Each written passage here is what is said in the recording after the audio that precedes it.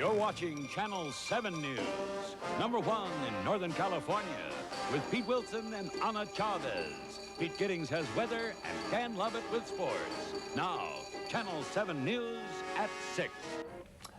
Well, more than 250 exhibiting companies and 40,000 computer users are in San Francisco this weekend for the 14th annual West Coast Computer Toy Fair. They don't call it toys, it's just a fair. But Channel 7's Tony RUSSOMANNO was at the fair today and reports the spirit of the industry has changed significantly over the years.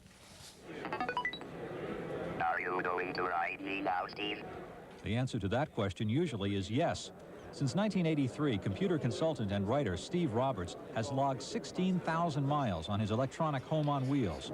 He types using a handlebar keyboard while simultaneously pedaling a bicycle loaded with 5 onboard solar-powered computers, cellular phone, satellite earth station, fax machine, and more.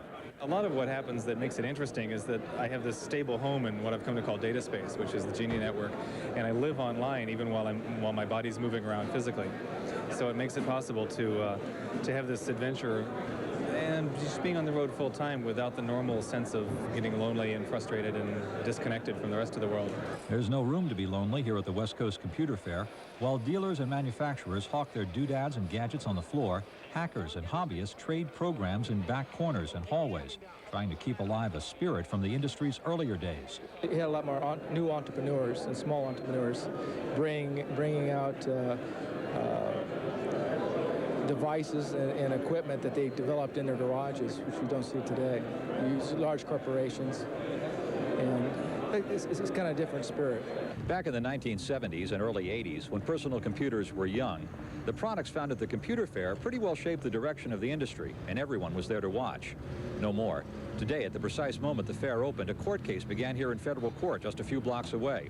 And more than anything at the computer fair, this is what is being watched to shape the direction of an industry that has grown up.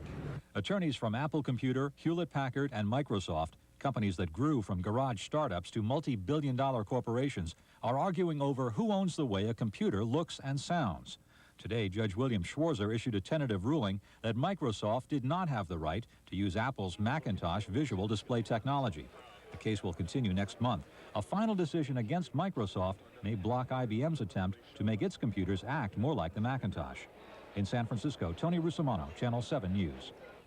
If you don't think that people aren't paying attention to this, it is worth noting the most active stocks on today's stock exchange belong to Microsoft and Apple. Microsoft down 4 3/4, Apple off 3/8. It was a bad market anyway today.